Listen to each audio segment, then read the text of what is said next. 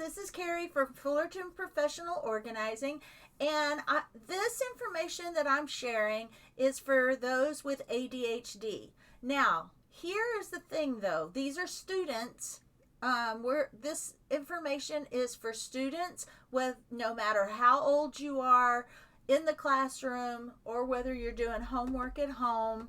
But this information is really targeted to the teacher or the parent, and if you're a little older and you're a student, you can apply this as well. But most of the information I am directing to a teacher, and some of it's in the classroom, obvious classroom, and some of it's not. But the first YouTuber, and I'm going to mention YouTubers throughout this that are helpful. And the name of the YouTube channel is Help for ADHD. Now, I find that this information will help all of your students, that it shouldn't just be used just for those with ADHD.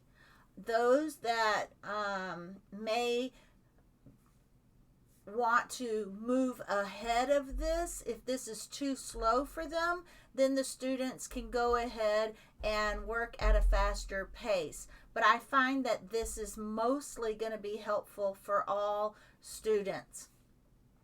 And this video was talking about building independence, setting goals, providing rewards and motivation, planning schedules and routines, and maintaining.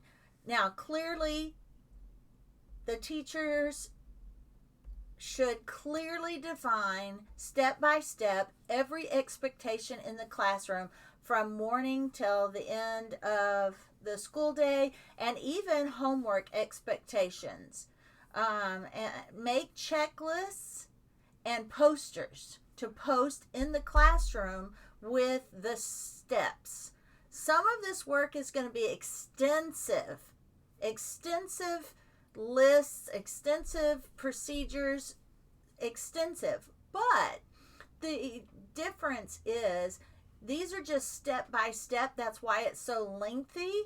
But once you get this done and typed out and done, you can then all you have to do is tweak it from year to year, depending on the age, depending on the school, depending on the class, etc. But this information is also helpful for substitutes. So it's a good thing to invest your time in, and maybe you do this during the summer when you have time off. That way you can spend some time on it. Just map out your complete day with students. Okay, so make it step by step, make it clear. It's really procedures and routines. And make a copy for the students, and any posters that you need to post, have them posted where needed. This is very helpful to all your students, and especially if you have a substitute. And then the students can keep these in their desks. You can also send a copy home, although parents may look at it and be a little overwhelmed initially, because I've done this when I used to be a teacher, and I tried to explain this is just the procedures all typed out. It does look long because it's your entire day, but it's really not as hard as it looks. It's just when you type out everything, it can be overwhelming. This may be, and like I said, this may be something you want to do during the summer and have it ready before school starts. That way it doesn't take up any of your school time. It will be extensive, but you will only need this once, and every year you can tweak it to fit the current year or grade. This will help every student, not just those with ADHD. Now, executive function, ADHD 2E, point Seth, Perler, Seth's last name is Perler. This is the name of his YouTube channel, and he is a teacher, and I found this very, very helpful. So you may want to follow Executive Function ADHD 2E Seth. It's a long channel name, but his information is very, very helpful and very simple because he's a man and he likes things simple. So this should be simple for everyone to implement, and I found it very interesting. He said instead of, your typical homework folder that everyone has, use a red folder, and he says to call it a Q folder, but I thought it would be great to call it your action folder, your red action folder, because even when I have clients that need to organize their office, there's a red means these are action files, and then yellow are semi-action files. So I think the red folder will carry something that you've taught that will carry on for the rest of their lives. And then he says you need a red folder and a sticky notes folder. Now you can call it homework folder, you can call it action folder, whatever you like, but I like the fact that it's an action folder because it really describes exactly what it holds.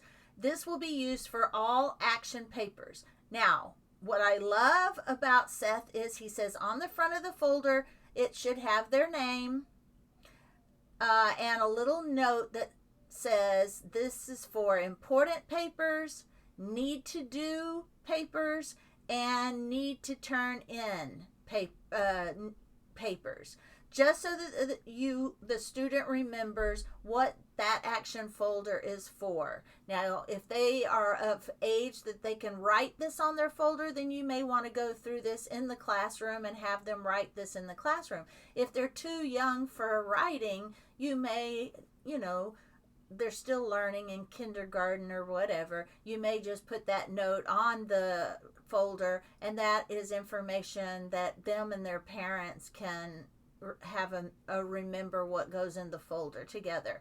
And then sticky notes. Those sticky notes are to put on the actual papers that you're putting in that folder. Let's say you have to do a math assignment.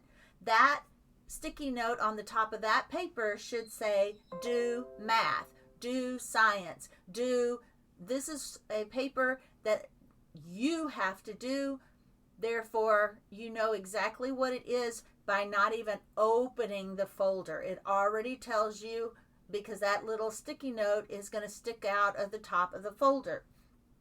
And then turn in math or turn in science, or if they have a permission slip, turn in money, turn in, to teach. It should just say turn in because you have to turn it in to the teacher. Maybe it'll have the teacher's name or the amount of money or something, but sticky note, just a short little note on a sticky note at the top of the paper. That way when the folder is closed, you can still see the papers and pull those papers out as needed without even opening the folder. Now, any papers that are returned to you, the student, that are graded, you should tell the student to either keep it in that subject folder to study, or it should just be thrown away if it's not needed. That helps students know what to keep and what not to keep, and that is very, very helpful. Now, parents and teachers, really, whether it's in the classroom, at home, designate a quiet place for homework with all their school supplies nearby. Use a desk if possible. Work with students to set up a system that will work for them. Use noise-canceling headphones if necessary. Now, these tips also work in the classroom, and we will touch base on that again. But coach and guide them as their parent. Coach them and guide them with checklists of only items that should go in their book bag or backpack. As a parent, you have to give them checklists as well. If the backpacks that they bring home are typically, I can't even talk, are filled with trash or clothes or any items that keep you from easily finding their schoolwork, then those things should not be in their backpacks, and that will make things simpler. But in their backpack, they should, maybe there's a checklist that says red folder, or writing utensils only in a pencil pouch, graded papers in the trash or in their subject folder. Write out a checklist or type out a checklist so that they know and they can go back to this checklist and always know what they should and should not have in their book bags or their backpacks. Now, plan students' or child's schedules and routines on Sunday nights. The whole family should all look at the calendar together.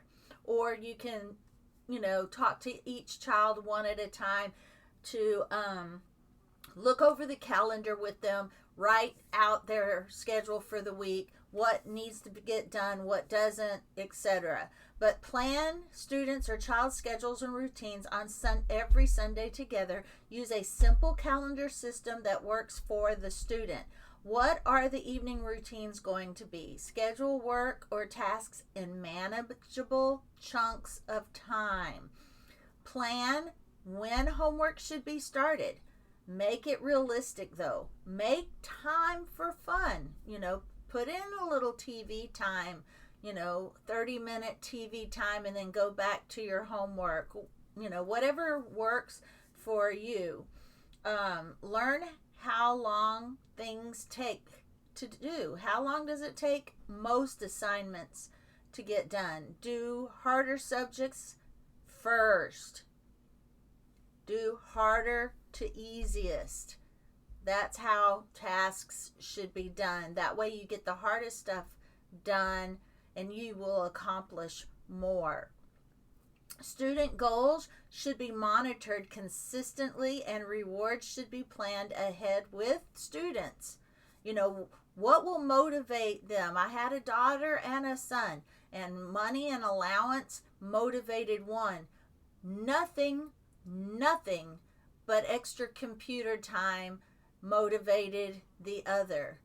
And it was the only punishment that worked also is computer time. So everyone is going to be different, and what motivates them is going to be different, and that's something that each of you should talk about with each child, because each child is going to be different. But even those rewards have to be realistic. It's got to be something good for the student and good for the parents and the teachers as well.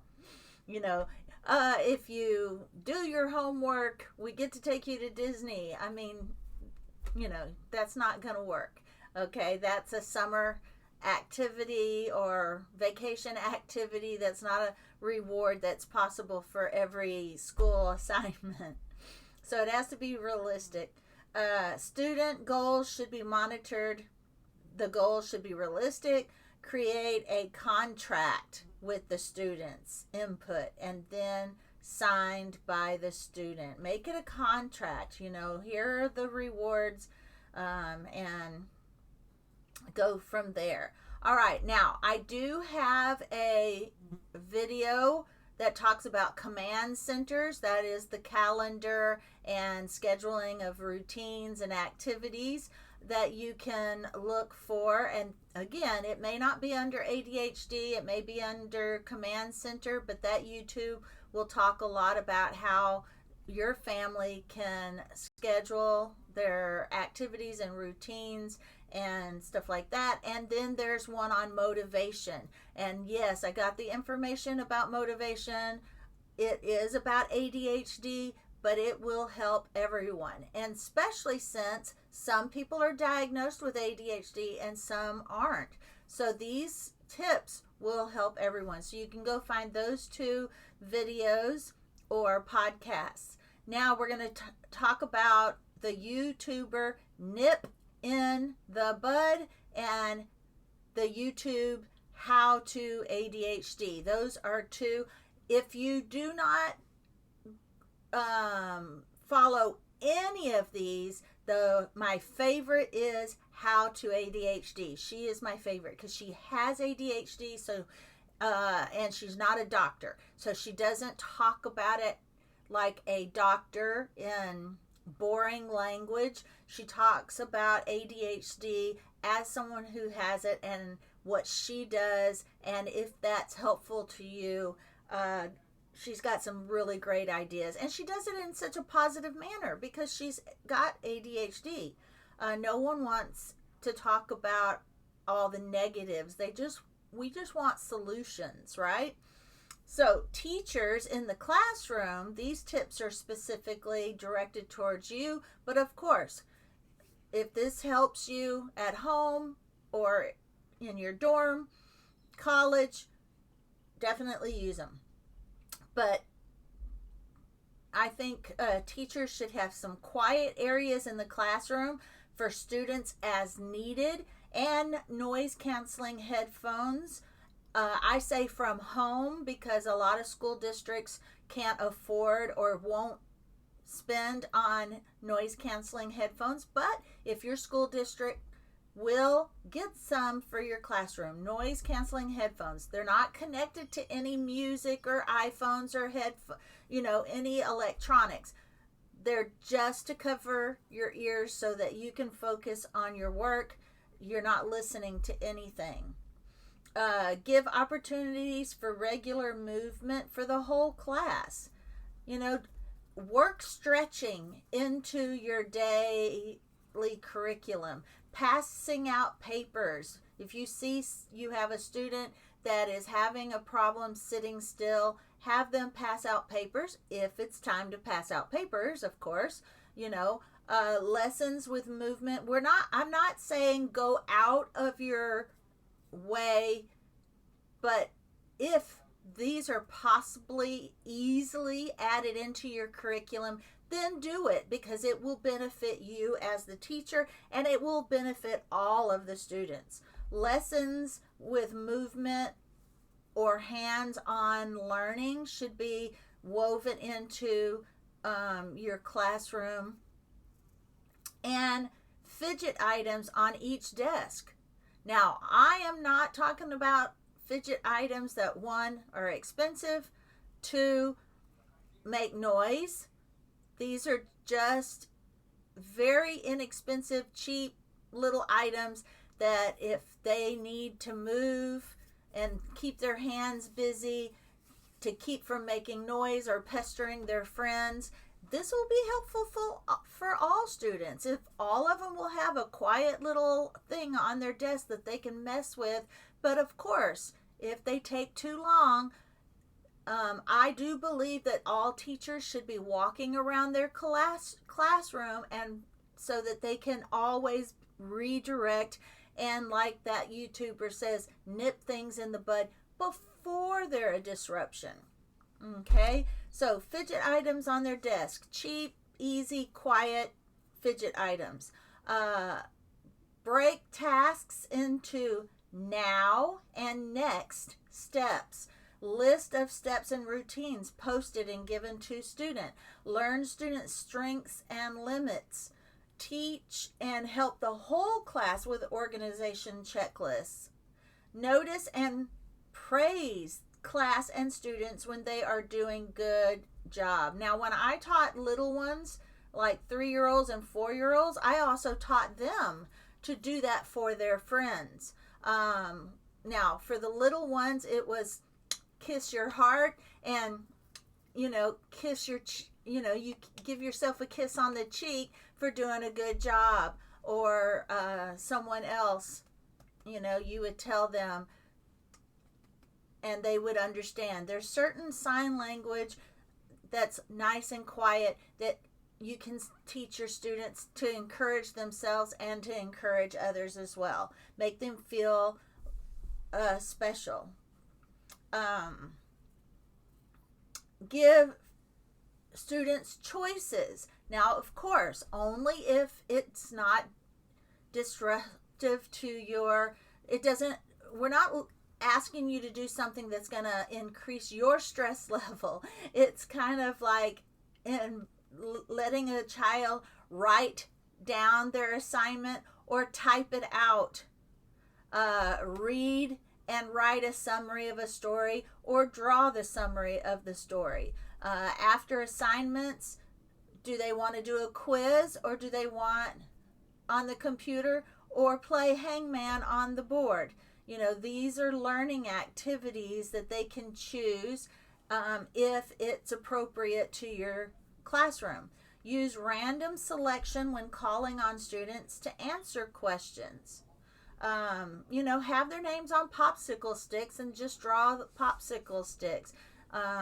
Once you've gotten through the whole entire class, put the popsicle sticks back and start again. Keep lessons short. Allow students to engage in activities of their choice as rewards for following all the steps and rules and routines that you have set.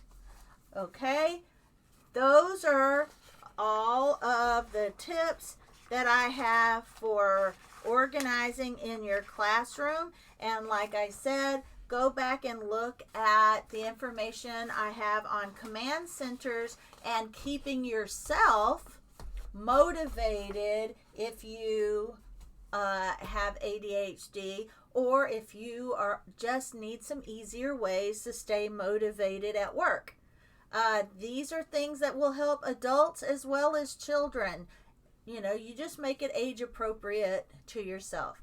All right, guys, I hope you enjoyed this video, and I will see you on the next one. Thank you for watching and listening.